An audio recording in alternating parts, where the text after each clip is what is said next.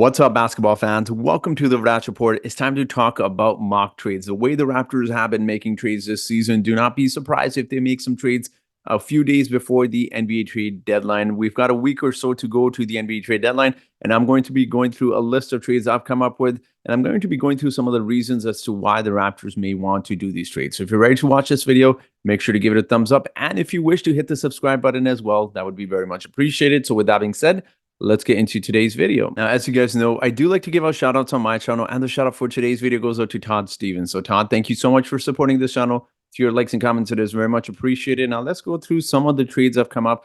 And the trade number one here may surprise a lot of people. It is the Lakers and the Raptors. The Raptors send back the former Laker Dennis Schroeder to the Lakers because they need a backup point guard, regardless of, obviously D'Angelo Russell is playing really well, but it seems like they don't have a ball handler, and Dennis has been playing really well off the bench.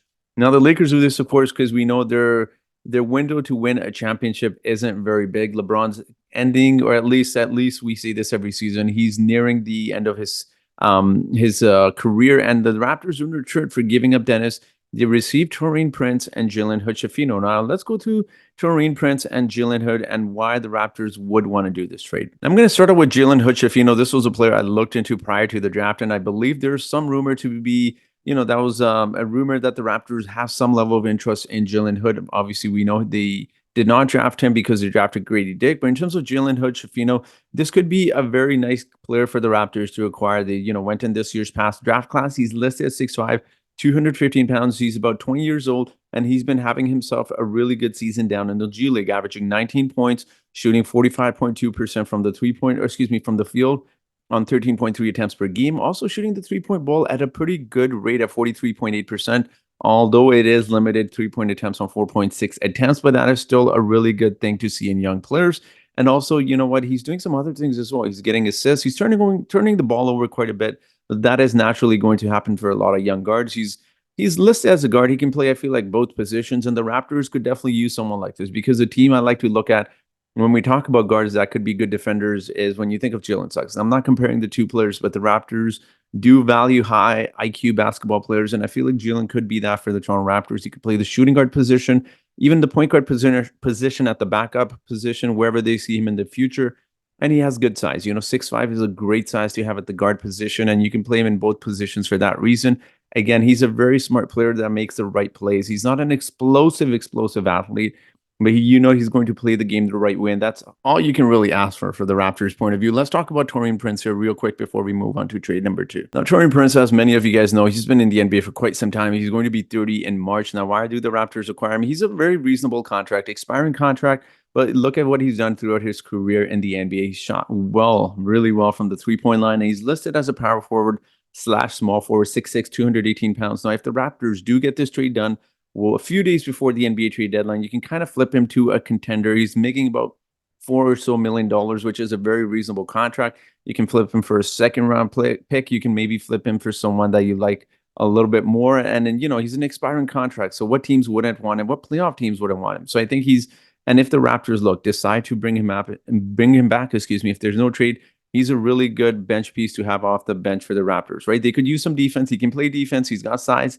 He can play the forward position at 6'6", 218 pounds. And as I've said, he's shot the three-point ball really well, and that is something the Raptors desperately need. But with that being said, guys, let's move on to trade number two here. Now, trade number two is between the Brooklyn Nets and the Raptors. Now, the Raptors do this because Gary Trent is an expiring contract. He's probably looking for a bigger payday. The Nets, because they could use some three-point shooting always, especially with Ben Simmons now back. They call Mikal Bridges there. You need to surround him with three-point shooters. And no, I'm not saying Ben Simmons is the top player there, but he's a really good player that can drive, and you need to surround him with shooters. And look, he could be a very good player there, right? Like, if the Nets, who said they apparently don't want to sell, they should definitely look for a young player like Gary Trent. He can shoot lights up from the three-point line. And in terms of the Raptors, they get Spencer Dinwiddie. He is who he is. Look, he's obviously voices concerned. There's been rumors he hasn't been playing with the Nets very well. He doesn't like being there. You get him out. He's an expiring contract in same situation. If you're able to flip him, great. If you're not, you keep him and just let him go in free agency. But the point of this trade here is Day'Ron Sharpe. Let's talk about him. He's listed at 6'11", not 6'7". 6'11", he's a center, but also when you look at his stats here and what he's capable of doing, he's 6'11", 265 pounds, gives the Raptors a really big, strong big man. And you look at some of his statistics in very limited minutes this season. 16 minutes, in fact. He's shooting the ball pretty good from the field overall, 57.5%.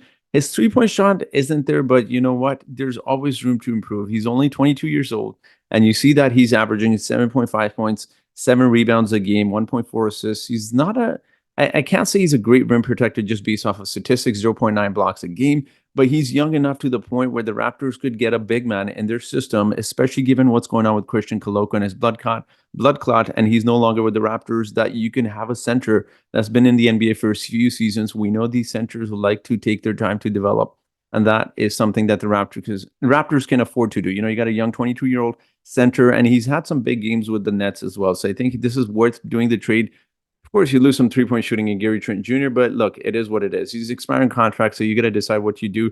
You get a nice young center in return. Let's move on to our next trade here, and this involves the Utah Jazz and the Toronto Raptors. Now, this trade here is between two teams that have really valued Talen Horton-Tucker and Gary Trent Jr. from opposing teams. You know, the Jazz asked for Gary Trent Jr. when they were looking to trade Rudy Gobert, and there was a lot of rumors that the Toronto Raptors wanted him, and the reported asking price was Gary Trent Jr., no Ginobili from the Jazz's point of view.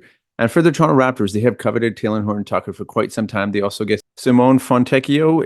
I might be mispronouncing his name, but he could be a decent role player for the Raptors. I'm not saying he's a player that you definitely want or you're intrigued by, but well, let's talk about these. Talen Horton-Tucker is a player that his career started great with the Lakers. He was one of those players that was considered untouchable, and despite how many seasons he's had in the NBA, he's still only 23 years old.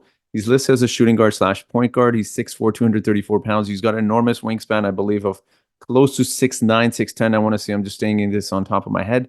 But he's someone that's a good defender. Now, he was actually considered untouchable in the Kyle Lowry trades. If you recall that the Lakers were interested in Kyle Lowry, but they didn't want to give up Talen Horton-Tucker. Now, his offense isn't exactly been where a lot of fans may have hoped, or even he could tell you that himself, but he's still a really good defender and still young to the point where he's still someone that can get much better. Now, you look at the season he's having with the Jazz, 40% from the field isn't great, 32% isn't great from the three-point line, and free throw percentage is decent. It's respectable, like 80% for a guard.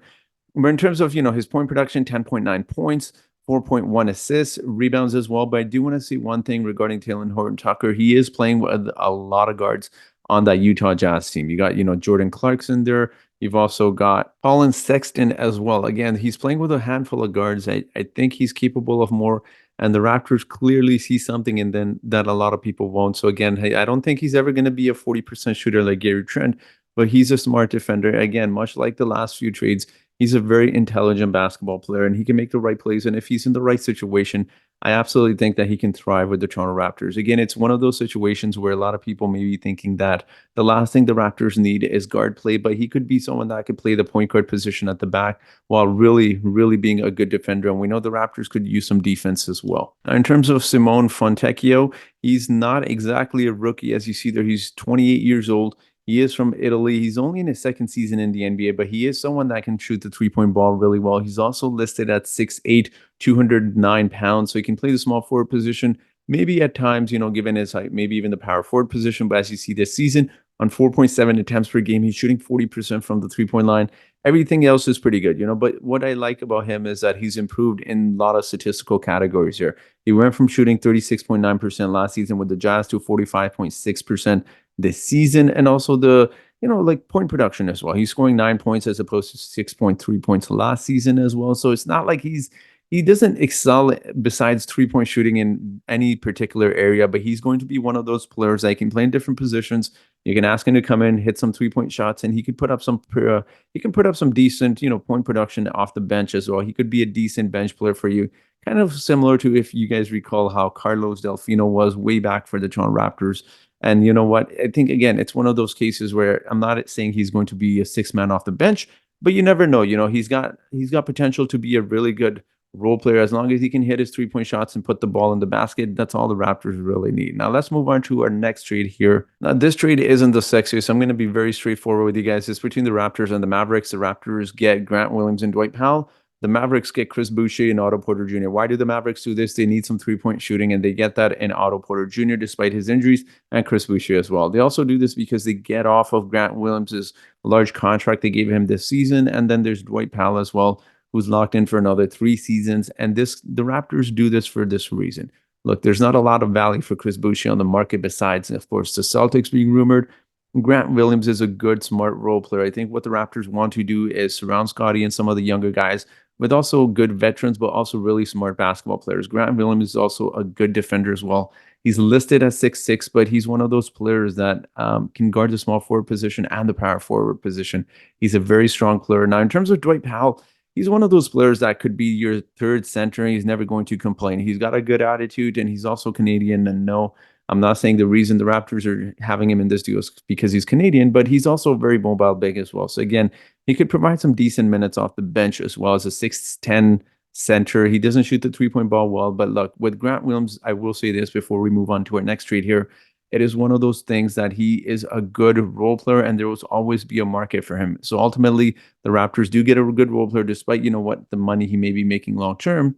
But you could always flip him in the future for different assets, depending on what you're looking for as well. So I think it's I wouldn't call this a minor trade. Obviously, the Raptors do take on some salary here, but ultimately, look, you get Grant Williams, who's a good player. And also, as I've said, you want to acquire players that you could potentially get some value for in future trades as well. And I think the Raptors get that. So let's move on to our next trade here. And I'm going to be very, very honest with you. This is probably the most unrealistic trade I have on this. Now, a lot of people may not think so. I think Wendell Carter Jr. is finally coming back from injury, but he's also having some really good games for a Magic team, that could use a big man that can space the floor, and he's done just that. Although not on high attempts per game, and I'll talk about his stats in just a moment, but he's someone that can space the floor. He's 6'10", center, and also then the Raptors get Gary Harris, who's an expiring contract, and we know Gary Harris is one of those players that plays limited games, can score for you a little bit, can hit the three-point ball as well.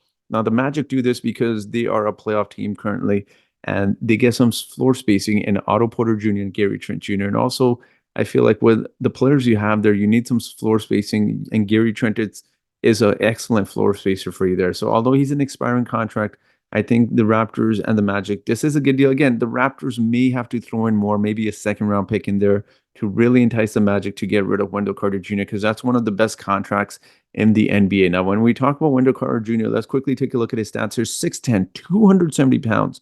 He's a very big center despite, not being 7 foot there. You see the season he's having currently with the Magic. Again, he's played limited games because of injury, shooting 52.9% from the field. He's also shooting the three-point ball really well on limited attempts, but 2.7 attempts per game, 43.4% from the three-point line. At free throws, it's not great, but it's respectable for a big man. In terms of rebounding, I feel like he's a better rebounder than it's currently shown. Obviously, Paolo Banchero is there as well. That's probably the reason why his rebounds has gone down a little bit this season. 6.6 rebounds, 11 points per game. He's someone that can easily give you 13, 15 points per game and also give you a good amount of rebounds as well. And he's still very young. He's only 24 years old, right? So again, I really like this trade. The likelihood to the Magic really depart with, someone like Wendell Carter Jr., unlikely, but we'll see what happens. That's probably one of my few unrealistic trades here, and I wouldn't say that by a far stretch. But let's move on to our last trade here. Now, the last trade here, a lot of people may or may not like this. The Raptors finally trade Bruce Brown. I know I haven't had Bruce Brown in these trades. I've looked at different teams, and there isn't a lot of teams that are willing to take on $22 million contract and also just making the money work besides the New York Knicks.